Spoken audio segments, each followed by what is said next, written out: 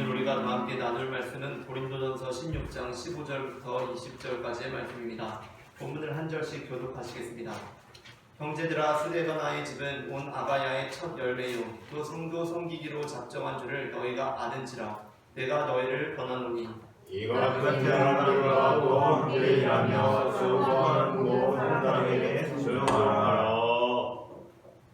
내가 스데바나와 부두나도와 아가이고가 온 것을 기뻐하노니 그들이 너희의 부족한 것을 채웠음이라. 그러므로 나와 너희를 마음에 하였으니 그러므로 너희는 그런 사람을 알아주라. 아시아의 교회들이 너희에게 무난하고 아굴라와 브리스가와 그 집에 있는 교회가 주 안에서 너희에게 간절히 무난하고 모든 형제도 너희에게 무난하니 너희는 거룩하게 인간적으로 서로 무난하라. 아멘. 요한복음 6장에서 예수님께서는 12제자 중에 한 사람으로서 자신을 팔 사람을 마귀라고 칭하십니다. 70절부터 71절 말씀을 다 함께 합독하시겠습니다. 예수께서 대답하시되 내가 너희 열두를 끝까지 아니하였느냐. 그러나 너희 중에 한 사람은 마귀니라 하시니 이 말씀은 바로 시몬의 아들 유다를 가리키시니라. 그는 열둘 중에 하나로 예수를 팔 자라. 아멘. 요한복음 6장에서 예수님께서는 12제자 중에 한 사람으로서 자신을 팔 사람을 마귀라고 칭하십니다. 그러나 예수님께서는 가룟 유다가 예수님을 파는 그 순간까지도 그를 마귀라고 부르지 않으셨습니다. 오히려 예수님께서는 가룟 유다를 친구라고 부르십니다. 마태복음 26장 48절부터 50절 말씀을 한 절씩 교독하시고 마지막 절 함께 읽겠습니다. 예수를 파는 자가 그들에게 군호를 짜 이르되 내가 입 맞추는 자가 되이니 그를 잡으라 한지라. 곧 예수께 나와라. 여기와 행하시옵니까? 입을 맞추니. 읽겠습니다. 예수께서 이르시되 친구여 네가 무엇을 하려고 왔는지 해라 하시되 이에 그들이 나와 예수께 손을 대어 잡는지라. 아멘. 우리가 보편적인 의미에서 이야기를 할 때 예수님을 파는 그 사람은 곧 마귀입니다. 그러나 그 의미가 보편적인 의미가 아니라 구체적인 인물이 될 때 예수님께서는 그 사람을 마귀라고 부르시지 않으십니다. 예수님께서는 그 사람 가룟 유다를 친구라고 부르셨습니다. 그리스도인으로서 우리가 생각해 볼 때 우리는 교회로 하여금 무너지게 하는 모든 세력을 우리의 형제라고 생각할 수 없습니다. 교회에 피해를 주고 교회가 어려움에 빠지게 하고 교회로 하여금 힘들게 하는 사람들을 결코 우리들의 형제라고 부를 수 없습니다. 그들은 우리의 원수, 마귀의 자녀들입니다. 보편적인 의미에서는 그렇습니다. 그러나 바로 그 사람이 우리가 알고 있는 구체적인 인물이 될 때 우리는 그를 우리의 원수라고 불러서는 안 됩니다. 예수님께서 자신을 파는 사람을 마귀라고 하시면서도 자신을 파는 가룟 유다는 끝까지 친구라고 부르신 것처럼 우리 또한 교회를 무너뜨리는 사람은 결코 우리의 형제가 될 수 없다는 단호한 입장을 취하면서도 만일 우리의 형제 중 한 사람이 교회를 어렵게 하고 있다고 해도 우리는 그에게 당신은 더 이상 우리의 형제가 아니라거나 당신은 우리의 원수라고 해서는 안 된다는 것입니다. 성경에는 바울의 서신들이 많이 포함되어 있습니다. 서신의 특징은 그 내용 안에 성경을 받는 수신인들을 부르는 표현이 종종 기록되어 있다는 것입니다. 그런데 고린도전서에는 유난히 고린도 교회를 부르는 바울의 호칭이 많이 담겨 있습니다. 특히 바울은 고린도 교회를 형제들아 라고 부르는데 이 표현은 다른 서신들에 비해 고린도전서에 압도적으로 많이 나오는 호칭입니다. 물론 그 이유에는 고린도전서가 로마서와 함께 바울의 서신 중 가장 분량이 긴 서신이기 때문일 수도 있습니다. 그러나 비슷한 분량인 로마서와 비교해 보더라도 고린도전서에는 형제들아라는 표현이 많이 나오는 것이 사실입니다. 그런데 로마서는 그렇다 치고 고린도전서에서 바울이 고린도 교회에 대하여 형제들아라는 호칭을 자주 사용하고 있는 것은 굉장히 특징적인 부분입니다. 왜냐하면 고린도 교회는 바울이 세운 바울의 형제와도 같은 교회이긴 했지만 고린도 교회는 사실 지금 상당한 문제들을 많이 안고 있는 교회였기 때문이었습니다. 우리는 우리들의 친구가 나에게 뭔가 잘못을 하거나 실망감을 안겨주면 넌 내 친구도 아니다 라고 합니다. 그것은 연인 간에 그렇기도 하고 또 때로는 가족 간에도 그런 표현을 하기도 합니다. 바울이 고린도 교회로부터 받은 실망감은 굉장히 컸습니다. 그렇다면 바울은 고린도 교회를 어떻게 부르고 싶었겠습니까? 고린도 교회를 향해서 아유 이 한심한 사람들아 라거나 이런 못난 놈들아 라고 부를 수도 있지 않았겠습니까? 우리가 우리에게 실망을 준 친구에게 또는 연인에게 또는 자녀에게 그렇게 말하듯이 바울 역시 충분히 그렇게 부를 수 있습니다. 아니 그렇게까지 부르지는 않는다고 하더라도 더 이상 형제라고 부르기에는 조금 부대끼지 않았겠습니까? 고린도전서에 나오듯이 그처럼 다양하고 기발한 죄악들을 범하고 있는 고린도 교회를 향해 예정을 생각해서 편지는 쓸지언정 더 이상 형제라고 부르고 싶지 않았을 것 같습니다.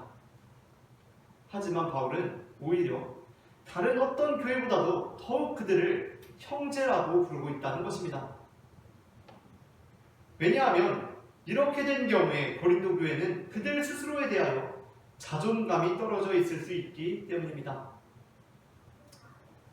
중학교 축구팀을 맡고 있는 홍길동 감독은 모름지기 한 팀의 주장이라면 그게 설령 중학교 축구팀의 주장이라고 하더라도 다른 선수들에 비해 실력적으로 탁월해야 한다고 생각해왔습니다. 홍 감독에게 있어서 실력이 뒷받침되지 않는 주장이라는 표현은 있을 수가 없는 표현입니다.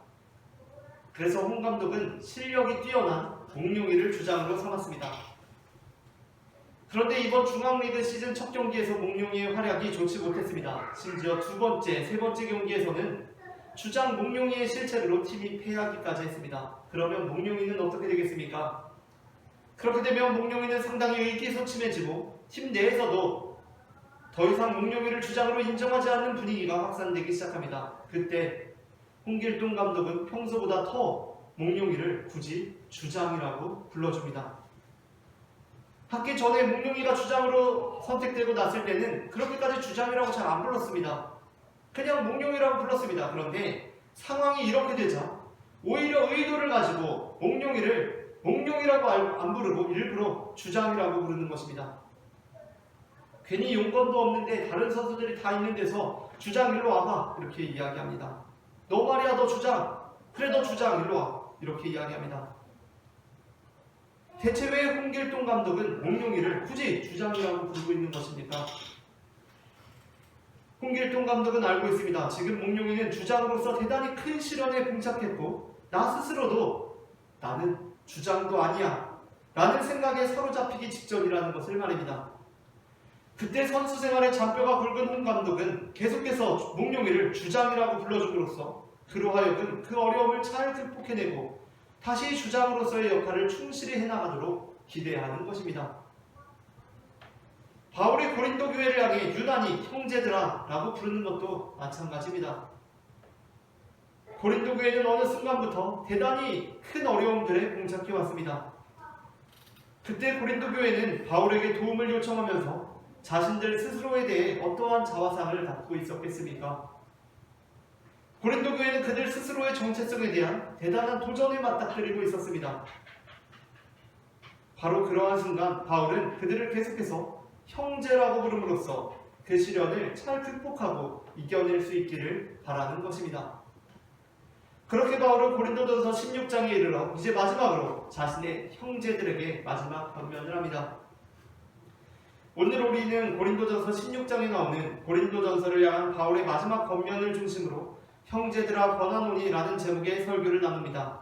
제목을 제가 먼저 읽으면 따라 읽는 식으로 두 번 읽어보겠습니다. 형제들아 권하노니 형제들아 권하노니 형제들아 권하노니 형제들아 권하노니 전해지는 말씀을 통하여서 우리 또한 고린도 교회를 향한 바울의 권면을 마음에 새기고 그 말씀을 따름으로 하나님께 칭찬받는 성도가 되기를 바랍니다. 아멘. 그렇다면 바울이 고린도 교회에 마지막으로 권면하는 것은 무엇입니까? 먼저 첫째 함께 읽겠습니다. 첫째, 섬기기로 작정하고 수고하는 자들에게 순종하라는 것입니다. 고린도전서 16장 15절부터 16절 말씀을 다 함께 한 목소리로 읽겠습니다.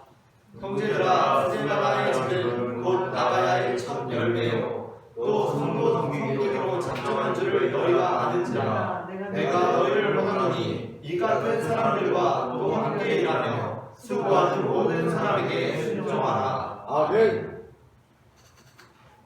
우리는 보통 순종에서 중요한 것은 사람에 대한 순종보다도 하나님에 대한 순종이 중요하다고 생각합니다. 물론 우리가 궁극적으로 순종해야 하는 이는 바로 하나님 아버지이십니다. 그러나 바울은 고린도 교회에게 권하기를 섬기기로 작정하고 수고하는 자들, 곧 사람들에게 순종하라고 합니다. 그 이유는 우리가 사람에게 순종함으로 하나님께 순종하는 법을 배울 수 있기 때문입니다. 사무엘상은 사무엘과 사울 그리고 다윗이라는 세 인물을 중심으로 기록되어 있습니다. 여기서 사무엘과 다윗은 하나님의 마음에 합했던 사람들로, 그리고 사울은 하나님께 택함받았으나 실패한 사람으로 그려집니다. 그런데 여기서 사무엘과 다윗의 공통점이 있습니다. 그것은 사무엘과 다윗이 상당 기간을 하나님의 뜻으로부터 멀어진 것으로 여겨지는 사람들의 명령을 받고 그들에게 순종해야 하는 사람으로 살아야 했었다는 것입니다. 사무엘은 엘리 제사장을 자신의 스승이자 멘토로 삼아야 했고, 다윗은 사울을 자신의 왕이자 상급자로 섬겨야 했습니다. 그런데 여기서 사무엘과 다윗은 각각 엘리 제사장과 사울을 잘 섬기고 그들의 말을 받들어 순종했습니다. 물론 우리는 여기서 혹 엘리나 사울로부터 하나님의 뜻에 반하는 명령이나 반하는 말씀이 사무엘이나 다윗에게 내려졌어도 사무엘이나 다윗이 그 명령에 순종했어야 하느냐고 질문할 수 있습니다. 만일 우리가 그러한 상황에 처한다면 우리는 사람에게 순종하는 편보다 하나님의 말씀에 순종하는 편을 택해야 할 것입니다. 그러나 그럼에도 불구하고 하나님께서 사무엘과 다윗을 각각 엘리와 사울을 섬기게 하시고 그것을 통하여 그들로 하여금 하나님께 순종하는 법을 배우게 하셨다는 것은 매우 중요한 대목입니다. 반면 사울은 어떻습니까? 사무엘과 다윗은 각각 하나님으로부터 멀어진, 그래서 우둔하기도 하고 악하기도 해서 자신들을 힘들게 하는 사람들을 섬기고 그들의 뜻에 순종해야 했습니다. 반면 사울은 하나님의 마음에 합한 사람을 섬기고 그 뜻에 순종해야 했습니다. 그는 바로 사무엘이었습니다. 아무래도 하나님의 마음으로부터 멀어진 사람을 섬기는 것보다 하나님의 마음에 합한 사람을 섬기는 것이 훨씬 수월한 일 아니겠습니까? 그러나 사무엘과 다윗은 엘리와 사울을 잘 섬기고 그 뜻에 순종한 반면 사울은 사무엘에게 순종하는데 실패했습니다. 바울은 우리에게 하나님께만 잘 순종하면 그만이라고 하지 않습니다. 로마서 13장 1절부터 2절 말씀을 다 함께 합독하시겠습니다. 각 사람을 위에 있는 권세들에게 복종하라. 권세는 하나님으로부터 나지 않음이 없나니 모든 권세는 다 하나님께서 정하신 바라. 그러므로 권세를 거스르는 자는 하나님의 명을 거스르리니 거스르는 자들은 심판을 자취하리라. 아멘. 현명한 사람은 우둔한 사람을 만나고도 내가 저 사람으로부터 많은 것을 배웠다라고 합니다. 반면 우둔한 사람은 현명한 사람을 만나고도 나는 저 사람으로부터 아무것도 배우지 못했다라고 합니다. 사무엘과 다윗은 엘리와 사울로부터 그들에게 순종함으로 많은 것을 배웠습니다. 하나님의 뜻 안에서 하나님의 뜻에 합한 사람들로부터 많은 것을 배운 것이 아니라 하나님의 뜻에 합하지 않은 사람일지라도 하나님의 뜻 안에서 순종하면서 많은 것을 배운 것입니다. 그렇다면 우리가 하나님의 뜻 안에서 교회 안에 섬기기로 작정하고 수고하는 자들, 이 모범이 되는 자들에게 순종함으로 배우게 되는 유익은 얼마나 크겠습니까? 하나님께서는 우리에게 우리가 순종할 만한 성숙한 그리스도인들을 많이 보내주셨습니다. 이제 더 이상 하나님께서 정말 계신다면 하나님께서 직접 저에게 술을 끊으라고 말씀해 주십시오. 하나님께서 저에게 그렇게 말씀하신다면 제가 하나님의 뜻에 순종하겠습니다 라고 하는 것이 아니라 우리가 순종할 만한 성숙한 그리스도인들이 우리에게 이제 좀 술을 끊으십시오 라고 권고한다면 우리는 그 말씀에 순종하는 삶을 살아야 합니다. 다음으로 둘째 함께 읽겠습니다. 둘째, 부족한 것을 채워주는 보이지 않는 수고를 알아주라는 것입니다. 고린도전서 16장 17절부터 18절 말씀을 다 함께 읽겠습니다. 내가 스데바와 그드나도와 아보와 베고가 온 것을 기뻐하노니 그들이 너희의 부족한 것을 채웠습니다. 그들이 나와 너희 마음을 시원하게 하였으니 그러므로 너희는 이런 사람들을 알아주라. 아멘. 예수님께서는 우리가 어떤 의로운 행위를 했을 때 그것이 사람들로부터 영광을 받으면 이미 우리 상을 받은 것이라고 말씀하셨습니다. 마태복음 6장 2절 말씀을 다 함께 합독하시겠습니다. 그러므로 구제할 때에 외식하는 자가 사람에게서 영광을 받으려고 회당과 거리에서 하는 것 같이 너희 앞에 나팔을 불지 말라. 진실로 너희에게 이르노니 그들은 자기 상을 이미 받았느니라. 아멘.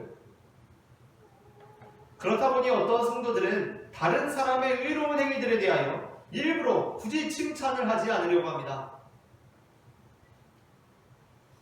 이들의 태도는 예수님의 말씀에 대한 오해에서 비롯된 것인데 그 이유는 내가 저 사람의 의로운 행위에 대하여 칭찬을 하거나 알아주면 그가 하늘로부터 받을 상을 잃어버리게 될 것이라고 생각하기 때문입니다.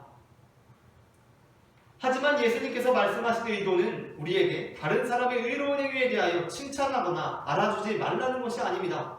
그게 아니라 바로 우리 자신에게 만일 우리가 의로운 행위를 하고자 한다면 그 의로운 행위를 하는 사람은 다른 사람들에게 보이려고 칭찬을 받으려고 의를 행하지 않도록 주의하라는 것입니다. 이러한 예수님의 의도는 앞선 1절에 잘 나타나 있습니다. 1절부터 2절을 다 함께 읽도록 하겠습니다. 사람에게 보이려고 그들 앞에서 너희 의를 행하지 않도록 주의하라. 그리하지 아니하면 하늘에 계신 너희 아버지께 상을 받지 못하느니라. 그러므로 그대할 때에 외식하는 자가 사람에게서 영광을 받으려고 회당과 거리에서 하는 것 같이 너희 앞에 나팔을 불지 말라. 진실로 너희에게 이르노니 그들은 자기 상을 이미 받았느니라. 아멘. 본문의 강조점은 누군가 의를 행하는 것을 보게 되었을 때 너희는 그를 칭찬하거나 그의 의로운 행동을 알아주지 말라는 것입니까? 아니면 사람에게 보이려고 그들 앞에서 너희 의를 행하지 않도록 주의하라는 것입니까? 예수님의 말씀의 의도는 누군가 의를 행하는 것을 보게 되었을 때 너희는 그를 칭찬해 주거나 그의 의로운 행동을 알아주지 말라는 것이 아니라 너희 스스로가 사람에게 보이려고 그들 앞에서 너희 의를 행하지 않도록 주의하라는 것이었습니다. 그러므로 우리는 다른 사람의 어떤 의로운 행동을 보게 될 때 내가 저 사람 칭찬해주면 저 사람이 하늘나라에 가서 받을 상을 빼앗는 것이 될 테니까 절대로 칭찬하지 말아야겠다 라고 생각할 것이 아니라 내가 의로운 어떤 행동을 할 때 다른 사람들에게 보이기 위해서 하지 않도록 주의해야 하는 것입니다. 한편 본문에 나타나는 하나님께서는 어떠한 분이십니까? 이어지는 3절부터 4절을 함께 읽도록 하겠습니다. 3절부터 4절입니다. 너는 구제할 때에 오른손이 하는 것을 왼손이 모르게 하여 내 구제함을 은밀하게 하라. 은밀한 중에 보시는 너희 아버지께서 갚으시리라. 아멘. 하나님께서는 우리가 은밀하게 행한 것들을 다 보시고 다 아시고 그것을 다 도와주시고 다 알아주시는 분이라는 것입니다. 그렇다면 오히려 우리가 온전하신 하나님처럼 우리도 온전해지고자 하는 그리스도인이라면 우리가 따라야 할 길은 다른 사람들의 의로운 행동을 알아주지 않는 길입니까? 아니면 아무도 모르는 다른 사람들의 의로운 행동을 다 알아주는 것입니까? 우리가 따라야 하는 길은 우리도 하나님처럼 그 은밀한 의로운 행위들을 알아주는 사람들이 되는 것입니다. 바울은 로마서를 마치면서 로마 교회가 문안해야 할 수많은 성도들의 이름을 기록합니다. 그곳에는 우리가 기억하지 못하는 이름들인 에베네도, 안드로니고와 유니아, 암블리아, 우르바노, 스다구 이런 수많은 이름들이 열거되어 있습니다. 아니 충분히 몰라도 될 만한 사람들을 이렇게 다 알아줘 버리면 이들이 하늘에서 받을 상을 빼앗는 꼴이 되는 것 아닙니까? 몰라줘야 이들이 하늘에서 상을 받는데 이렇게 다 알아줘 버리면 이들이 하늘에서 상 못 받는 거 아닙니까? 하지만 그렇지 않습니다. 그것은 내가 의로운 행동을 할 때 나의 의로운 행위에 대하여 내가 오른손이 하는 것을 왼손이 모르게 하는 것입니다. 내가 할 때 그렇게 하는 것입니다. 그러나 다른 지체가 하는 일에 대해서는 오른손이 한 것을 왼손이 알아주고 오른발도 알아주고 눈도 코도 입도 다 이 오른손의 수고를 알아주어야 한다는 것입니다. 모든 지체가 오늘도 고생한 귀의 수고를 알아주고 혀의 수고를 알아주고 발가락들의 수고를 알아주어야 합니다. 오늘도 내가 보지 못하는 곳에서 수고했을 남편, 오늘도 내가 보지 못한 곳에서 수고했을 아내, 오늘도 내가 보지 못한 곳에서 수고했을 자녀들, 오늘도 내가 보지 못한 곳에서 수고했을 부모님, 오늘도 내가 보지 못하는 곳에서 수고했을 우리 모든 지체들 한 사람 한 사람의 수고를 알아줄 때 그리스도의 몸은 온전한 몸이 되는 것입니다. 마지막으로 셋째 함께 읽겠습니다. 셋째, 거룩하게 입맞춤으로 서로 무난하라는 것입니다. 고린도전서 16장 19절부터 20절 말씀을 다 함께 한 목소리로 읽겠습니다. 아시아의 교회들이 너희에게 무난하고 아볼라와 브리스가와 그 집에 있는 교회가 주 안에서 너희에게 간절히 무난하고 모든 형제도 너희에게 무난하니 너희는 거룩하게 입맞춤으로 서로 무난하라. 아멘. 우리가 신앙생활을 하다 보면 가끔 모든 것이 부질없고 헛헛하게 느껴지는 시절들이 있습니다. 그럴 때는 우리가 믿음으로 살면서도 이렇게 살면 뭐하냐 라는 생각도 들고 그렇습니다. 교회를 가면서도 교회 가서 뭐하냐, 찬양을 해도 찬양해서 뭐하냐, 예배 드려도 헛헛한 마음이 가시지를 않고 이 모든 것들이 부질없이 느껴집니다. 그러면 교회에 와서 찬양하고 기도를 해도 아무런 감흥도 없고 성도들 간에 만나서 인사하는 것도 다 의미 없는 인사처럼 느껴지곤 합니다. 누군가가 교회에서 만나서 아유 잘 지내셨어요? 기도하고 있습니다 라고 해도 그 인사들이 다 진심이 없는 것처럼 느껴집니다. 심지어 그 인사들이 가식적으로 느껴집니다. 한참 우리의 심령이 엇나가 있으면 그 모든 것들이 가증스럽게 여겨지기도 합니다. 그리고 또 사실 교회 안에서 하는 인사들이라는 것도 초대교회 당시에 이들이 나누었던 이 인사와는 상당히 다른 국면을 맞이한 면이 없지 않기 때문에 어떠한 면에서 오늘날 우리가 교회에서 서로 나누는 인사들은 말 그대로 형식적인 인사, 진심이 담겨있지 않은 인사들일 때도 사실 솔직히 많이 있습니다. 하지만 그렇다고 해서 무난한다는 것, 서로 인사를 나눈다는 것은 결코 아무런 의미도 없는 것은 아닙니다. 평소 우리가 지난주에도 그랬고 이번 주에도 그랬고 함께 교회 왔을 때 들어올 때 안녕하세요 서로 인사를 하는 것은 무슨 유익인가 싶습니다. 하지만 교회 안에 다툼과 분쟁이 생기면 인사부터 사라진다는 것을 우리는 유념해야 합니다. 만일 인사가 그리스도의 몸에 아무런 효과나 영향이 없고 그저 형식적인 것이고 이것은 그냥 해도 그만 안 해도 되는 것이라고 한다면 교회 안에 다투고 분쟁하면서도 얼마든지 서로 인사하고 무난하며 지낼 수 있을 것입니다. 왜냐하면 이것은 그냥 형식적이고 그냥 해도 그만 안 해도 그만이니까 다투고 분쟁하면서도 얼마든지 안녕하세요 인사할 수 있습니다. 그런데 다툼과 분쟁이 생기면 그 교회는 인사부터 안 하기 시작합니다.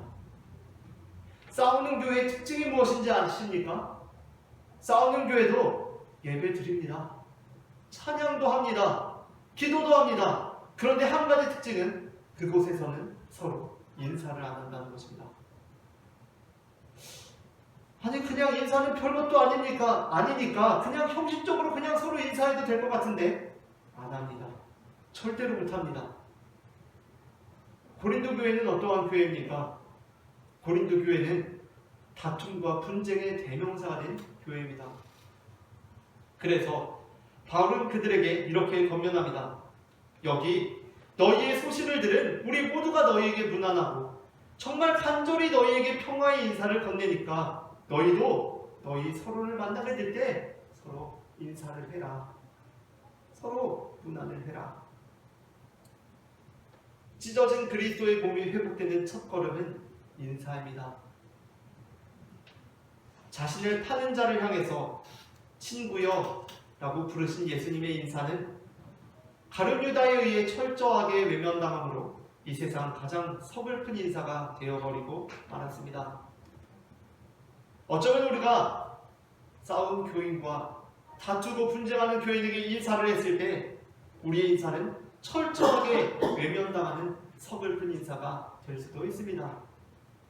그러나 하나님께서는 자신을 팔아넘길 것을 알고 있으면서도 가룟 유다를 향해 친구여 라고 부르신 예수님의 그 인사를 분명하게 기억하시고 하늘에서의 큰 상으로 갚아주실 것입니다. 말씀을 마칩니다. 고린도 교회 형제들을 향한 바울의 마지막 권면은 섬기기로 작정하고 수고하는 자들에게 순종하라는 것이었고 부족한 것을 채워주는 보이지 않는 수고를 알아주라는 것이었으며 거룩하게 입맞춤으로 서로 문안하라는 것이었습니다. 아멘. 고린도 교회 형제들을 향한 바울의 마지막 권면이 오늘 우리를 향한 권면임을 깨닫고 우리가 그 말씀에 순종함으로 늘 하나님의 은혜가 은혜의 가운데 거하는 삶이 되기를 소망합니다.